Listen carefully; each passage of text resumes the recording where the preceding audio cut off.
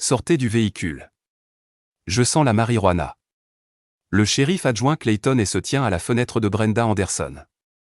Aire de repos de l'Interstate 85, en Géorgie, elle est infirmière, noire, vient de terminer un service de 12 heures au Grady Memorial Hospital. Elle s'est arrêtée prendre un café, en route vers la maison, où l'attendent ses filles. Je ne fume pas. Je suis infirmière, et se penche, le visage tordu. Je sais exactement qui vous êtes, une femme noire qui empeste l'herbe et le parfum bon marché. Je veux juste un café, sortez avant que je ne détruise cette voiture. Elle sort, terrifiée. Il la plaque contre le capot. 3 minutes plus tard. Elle tient un sac, encore une droguée noire sans valeur. Brenda est sur le point de tout perdre, sa voiture, sa liberté, peut-être ses filles. Mais il s'est passé quelque chose pendant ces 3 minutes que et ignore encore quelque chose qui transformera sa routine d'abus en affaire fédérale. Brenda Anderson, 38 ans, infirmière, mère de 2 filles, vient de finir un service du mardi aux urgences. Fiable, méticuleuse, épuisée, à 3h30, elle pointe sa sortie, sa blouse sans le désinfectant et le café. Sa fille Maya l'appelle. Quand est-ce que tu rentres? Dans 2 heures, ma chérie. Je m'arrête juste prendre un café. Elle conduit les 43 miles familiers vers le nord. Au repère 132, elle s'arrête à une aire de repos propre et bien éclairée qu'elle a déjà utilisée. Elle se gare, prend son sac, son téléphone encore ouvert sur Facebook, enfin fini. En route pour la maison, la chaleur de juillet écrase tout. Elle verrouille la voiture et fait 3 pas. Madame, un instant, un adjoint, uniforme beige, lunettes miroir, main sur la ceinture, permis et carte grise. Je voulais juste prendre un café. Je ne conduisais pas, permis et carte grise. Tout de suite, déconcertée, elle obéit. Il la scrute. Éloignez-vous du véhicule. Pourquoi? Je sens la marijuana. 4 mots. Brenda n'a jamais fumé. Je ne fume pas. Je suis infirmière. Vous refusez d'obéir? Non. Je demande pourquoi. Reculez. Main bien visible, son téléphone est dans sa main. Elle ne se souvient pas avoir ouvert Facebook Live, mais la diffusion démarre à 15h47, 18 minutes, 22 secondes, 1200 personnes regarderont, et appellent à la radio, besoin d'assistance. Repère 132. Possible 1090, des renforts arrivent. 2 autres adjoints blancs. Consentez-vous à une fouille? Je ne consens pas. Je connais mes droits, retournez-vous. Main dans le dos, pourquoi? Entrave à la justice, il lui attrape le bras. Elle lève un peu le téléphone. Je veux que tout le monde sache que je suis arrêté. Je n'ai rien fait de mal. Je voulais juste du café. Je suis infirmière, et le remarque. Posez ça, c'est mon téléphone. 1200 personnes regardent, les commentaires affluent, appelez la presse. Filmez tout. Elle le pose sur le capot, toujours en direct. Les menottes claquent, l'acier mord ses poignets, des passants s'attroupent, filment, une femme compose le 911, ils arrêtent une femme noire. Elle ne faisait rien, Ellis est droit, aucun d'eux ne sait que c'est diffusé en direct, à 16h. Brenda est assise menottée dans la voiture de patrouille, et les autres fouillent son véhicule, retournent tout, ils ne trouvent rien, juste des papiers, un emballage de barres protéinées, un élastique à cheveux de sa fille, et ouvrent sa trousse médicale, bandages, lingettes, stéthoscope. Un jour, elle a sauvé une vie avec ça. Maintenant, c'est une preuve. Un autre adjoint, Morrison, demande, des armes? Des aiguilles? De l'argent? 40 $ dans mon portefeuille. Il s'éloigne, il ne cherche pas de la drogue, il cherche de l'argent. Brenda comprend, confiscation civile, saisir des biens sans inculpation.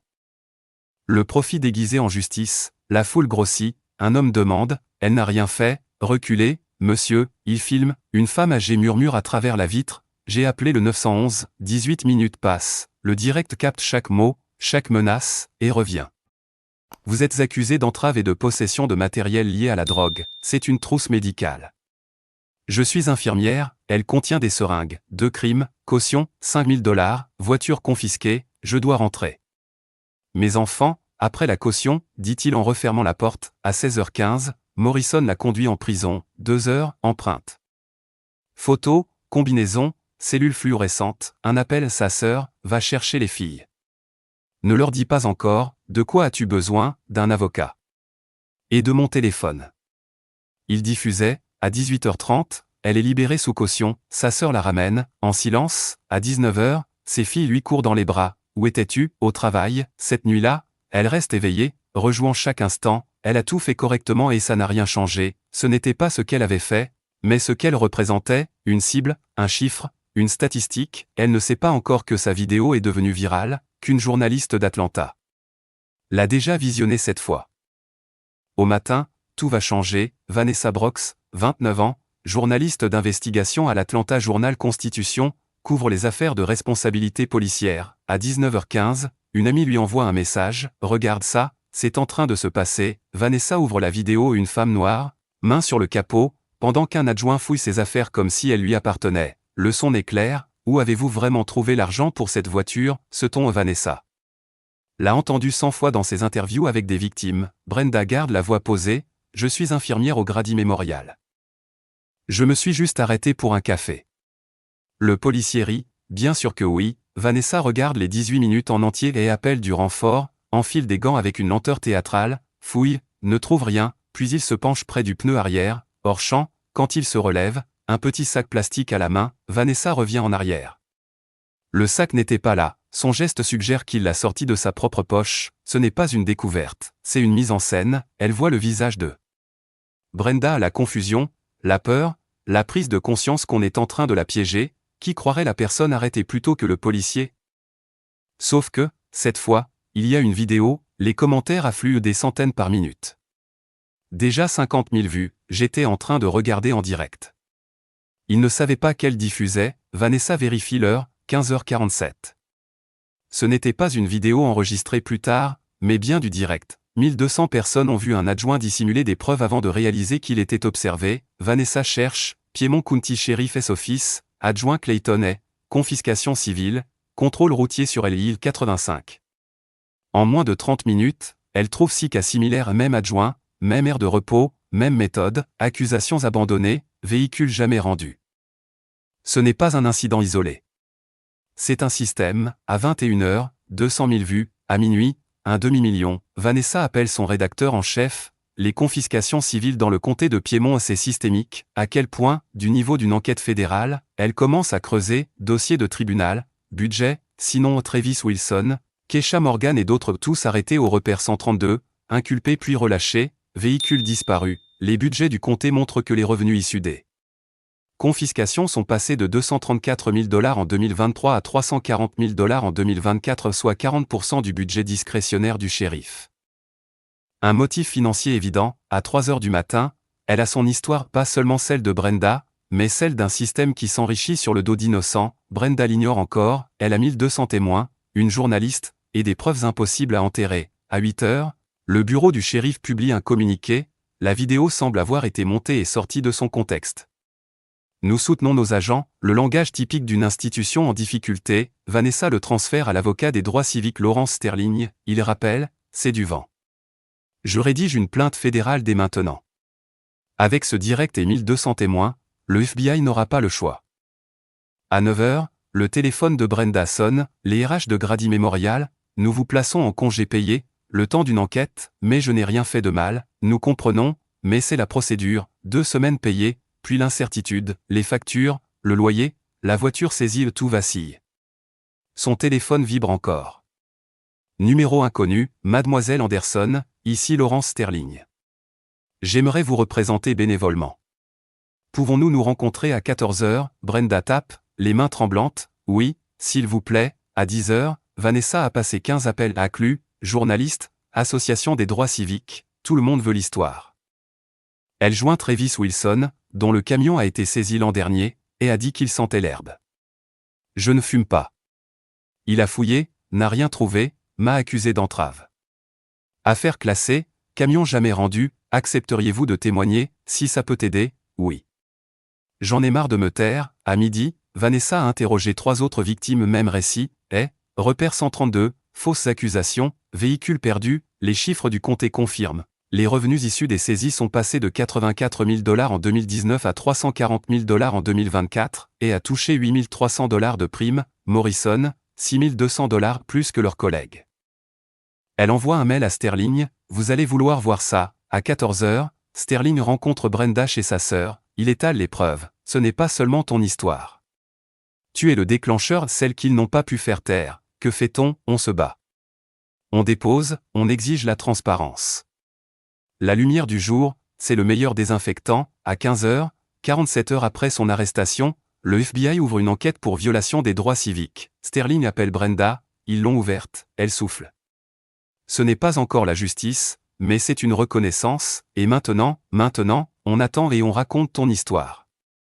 À 16 h, le shérif Burke tient une conférence de presse, les accusations sont fausses. L'adjoint est asservi honorablement, aucune question autorisée, à 16h30, Morrison et Holloway sont suspendus avec solde pour éviter toute apparence d'irrégularité au point. Brenda apprend la nouvelle par Sterling, pendant qu'elle sert le dîner à ses filles, ils ont suspendu elle ferme les yeux. Ce n'est pas la justice, mais c'est un début, le commencement de la responsabilité. Cette nuit-là, une pétition en ligne apparaît, Justice pour Brenda Anderson mettez fin aux abus de confiscation civile, à minuit, 5000 signatures, au matin. 15 000, en une semaine, 50 000 personnes réclament justice pour une femme qu'elles ne connaissent pas mais dont elles reconnaissent l'histoire. Brenda ne le voit pas, elle dort son premier vrai sommeil depuis 48 heures, le mercredi soir, son téléphone n'arrête pas de vibrer. Commentaires, messages la plupart bienveillants, d'autres haineux, dileuse qui joue la victime, elle aurait dû obéir, menteuse, puis pire insultes racistes, menaces, adresses publiées, beaucoup de comptes récents, coordonnées, pas aléatoires, jeudi matin, 300 messages hostiles, son profil partagé dans des groupes Back the Blue, poste l'accusant de mentir.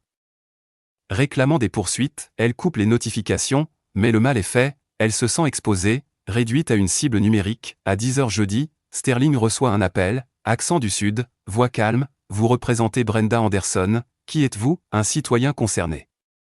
Le bureau du shérif a la mémoire longue. Retirez-vous de l'affaire, est-ce une menace, un conseil? Sterling raccroche, note tout, il a déjà reçu des menaces mais celle-ci est différente. Il envoie un message à Vanessa, il m'appelle aussi, répond-elle, ils disent que je détruis la vie de bons flics. À midi, Brenda reçoit une lettre de Grady Memorial. Votre congé est prolongé indéfiniment sans solde, elle la relit 3 fois, fait le calcul 6 semaines d'économie, il se venge, dit-elle à Sterling, c'est fréquent, répond-il, ils veulent te pousser à abandonner, et si je ne peux pas me battre, alors ils gagnent. Brenda s'assoit à la table de la cuisine, fixant les factures, ses filles qui jouent, elle veut les protéger du prix à payer pour avoir fait ce qui est juste. Sa mère appelle, j'ai vu les infos. Tu tiens le coup, non, maman, souviens-toi de ce que je t'ai dit, ta grand-mère avait peur à Selma, mais elle a quand même marché. Certaines choses sont plus grandes que la peur. Je m'en souviens, tu marches, toi aussi. Tu n'es pas seul, l'après-midi, le harcèlement s'aggrave, quelqu'un publie l'adresse de Brenda, son lieu de travail, l'école de ses filles, le poste est supprimé, mais les captures circulent. Sterling dépose une demande d'ordonnance de protection et une tentative désespérée, mais nécessaire. À 17 h, la sœur de Brenda apporte des courses, propose de l'aide, c'est leur tactique, dit-elle, rendre les choses si dures que tu abandonnes, et si Jean est en vie, alors tu peux. Mais je ne crois pas que tu le feras, pourquoi pas, parce que tu n'abandonnes jamais. Brenda rit doucement, ce soir-là, elle borde ses filles, maman, pourquoi tu ne vas plus au travail, je règle quelque chose, ma chérie. Mais tout ira bien, tu as fait quelque chose de mal, non. J'ai fait quelque chose de bien. Et parfois, c'est encore plus difficile, heure 52. Brenda reste chez sa sœur, sa propre maison ne lui semble plus sûre. Le silence se remplit de pensées qu'elle essaie de chasser. Elle fait défiler les commentaires malgré les avertissements. Les messages de soutien se brouillent, les cruels s'impriment. Elle ment. Elle aurait dû obéir. Typique, elle ferme l'application. Consulte son compte, 3200 $. Loyer, voiture. Médicaments, le calcul ne tient pas, elle envisage de supplier pour récupérer son emploi, de s'excuser d'avoir été arrêtée, d'exister comme un risque, mais elle n'a rien fait de mal. Elle a suivi toutes les règles et cela n'a rien changé. Le système protège les gens comme elle. Puis, un appel de l'école de Maya, il y a eu un incident. Elle va bien, mais elle est suspendue. Un autre élève vous a traité de criminel, elle a 11 ans, dit Brenda. Que vouliez-vous qu'elle fasse, qu'elle utilise ces mots? Brenda raccroche, brisée. Voilà ce que ça fait, ce n'est pas spectaculaire, juste une lente érosion, elle récupère ses filles. Maya regarde par la fenêtre, silencieuse, Emma bavarde, ce soir-là, Brenda parle à Maya, tu ne peux pas pousser les gens, même s'ils sont méchants, elle t'a traité de criminel, je sais. Mais je n'ai rien fait de mal, alors pourquoi ils t'ont arrêté? Brenda hésite. Parfois, les gens qui ont du pouvoir en abusent. Mais ça ne veut pas dire qu'on abandonne, tu te bats, oui, tu vas gagner, je ne sais pas. Mais j'essaie, Maya la serre dans ses bras. Brenda retient ses larmes, c'est pour ça que son histoire compte. Parler coûte cher mais se taire coûte plus encore. Cette nuit-là, Brenda relit les commentaires de soutien. Mon frère a été arrêté de la même manière. Personne ne l'a cru avant maintenant, un message la frappe, vous avez donné la preuve à ma famille. Merci de ne pas avoir supprimé cette vidéo, Brenda ne la supprime pas. Pas ce soir, vendredi matin, heure 68. Son téléphone explose de messages on est avec toi. Ne lâche pas. La pétition atteint 15 000 signatures, à 8 heures, 500 infirmières se tiennent devant l'hôpital Grady Memorial, silencieuses, en uniforme, tenant des pancartes, nous soutenons Brenda, soigner n'est pas un crime. Protégeons le personnel de santé, Vanessa filme la marche devant l'hôpital. Patricia, une infirmière blanche plus âgée, prend la parole, Brenda fait partie de nous. Ce qui lui est arrivé peut arriver à n'importe laquelle d'entre nous. Le silence, c'est la complicité. Elle mérite mieux, à 10 heures, le conseil d'administration de l'hôpital publie un communiqué vague, nous valorisons tous nos employés et examinons les circonstances entourant la mise en congé de mademoiselle Anderson, non engageant mais la pression fonctionne, à midi, la sénatrice Ellis s'adresse aux journalistes, j'ai examiné les preuves. Ce que je vois, c'est un schéma qui mérite une enquête. Je demande au procureur général d'enquêter sur la confiscation de biens civils dans le comté de Piémont. Personne ne devrait être arrêté pour avoir simplement demandé pourquoi. La pétition atteint 20 000 signatures à 14 heures. Les hashtags deviennent viraux à l'échelle nationale, à 15 heures, exactement 48 heures après son arrestation, le FBI publie une mise à jour, nous examinons la documentation, interrogeons les témoins, analysons les pratiques d'application de la loi. Nous prenons les abus systémiques au sérieux, le mot systémique est important. Il montre qu'il voit ce que Vanessa et Sterling ont vu, un système, pas une erreur, à 16 heures, le shérif Burke annonce sa retraite. Pas une démission et une retraite. Donc pension et protection, mais tout le monde sait que c'est une fuite, Sterling appelle Brenda, Burke s'en va, elle ne fête pas, elle soupire, et est, toujours en congé. Quelque chose bouge.